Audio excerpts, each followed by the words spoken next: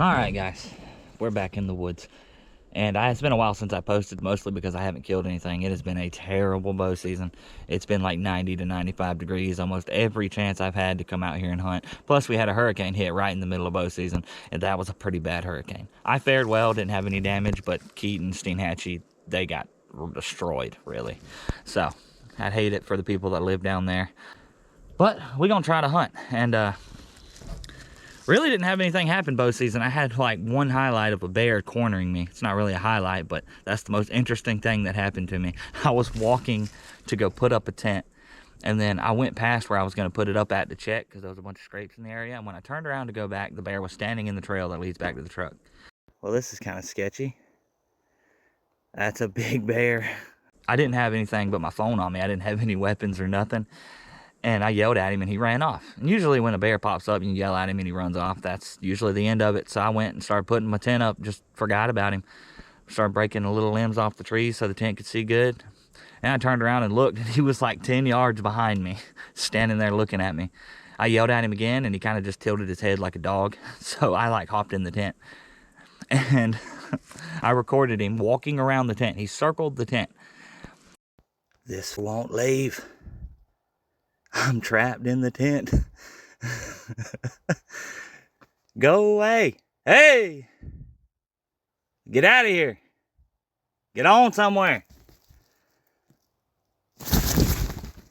That thing is not scared.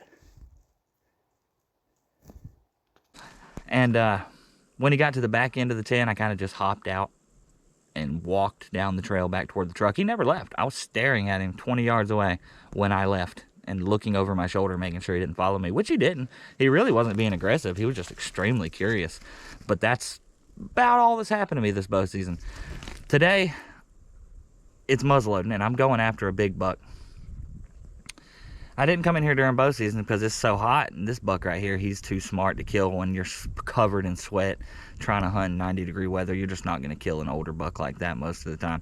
So I was waiting for the first cold front to hit, and it just didn't happen till like the last weekend of bow season, so I didn't come in here at all. But I did come over here and ride through, and I was seeing scrapes and rubs just all over the sides of the road because there ain't been a whole lot of traffic in here. So I decided to put out one of my cell cams, and I walked 100 yards off the road, and there was a scrape. Put the camera on it, and like 2 hours later, I got a picture of this little guy. And then the next morning, I got a picture of these two guys.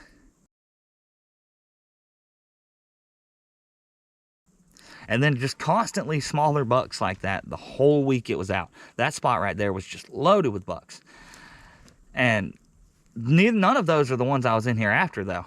They're in the same area as the big one I was after. I want y'all to look at these two that I was hunting last year in the same area. This is the smaller 8-point.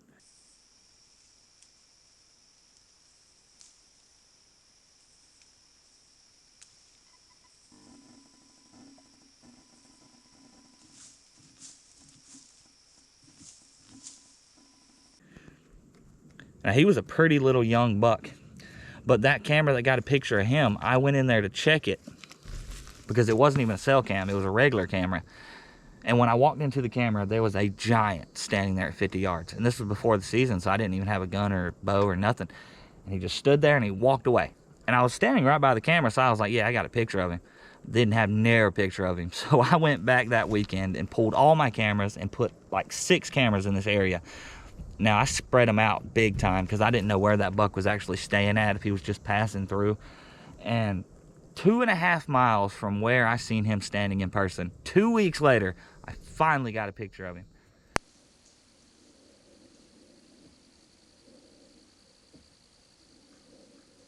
Well, it's a video. He is a big-bodied, big buck. He's one of the biggest bucks I've seen in state land. So I knew I was going to have to come after him, and I think I overhunted him last year because he completely disappeared off the face of the earth after that. And that's why I didn't want to come back in here. He's a smart buck. He knows what a camera is. The only video I got of him is like 40 yards from the camera. So I was waiting for the cold front, and it took until muzzleloading.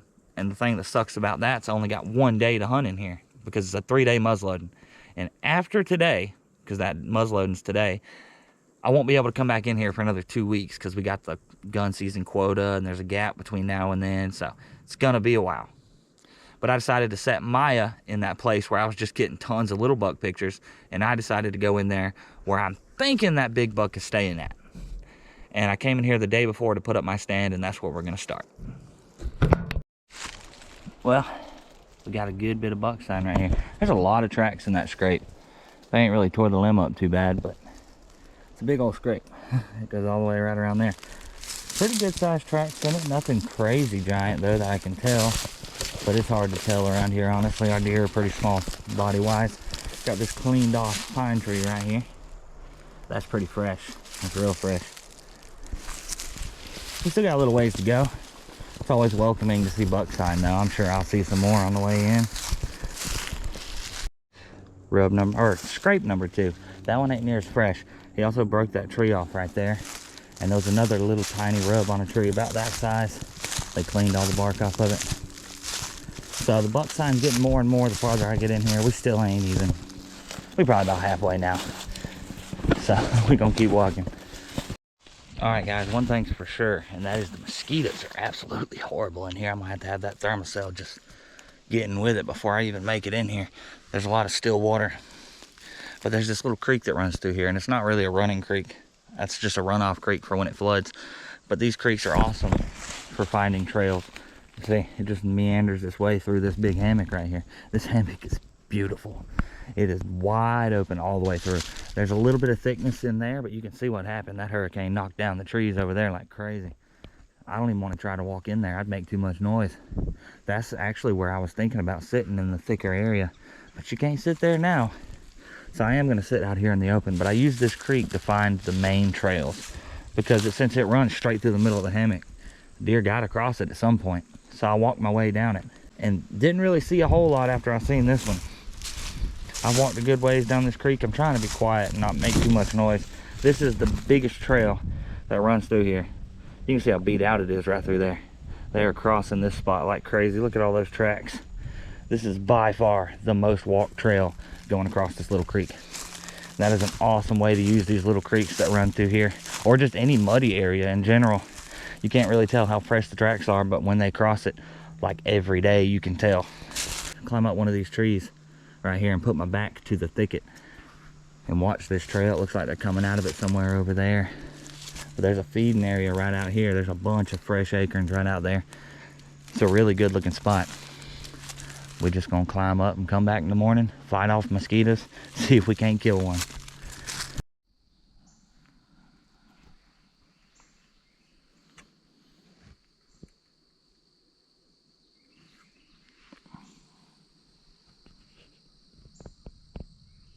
All right guys, Maya just smoked one.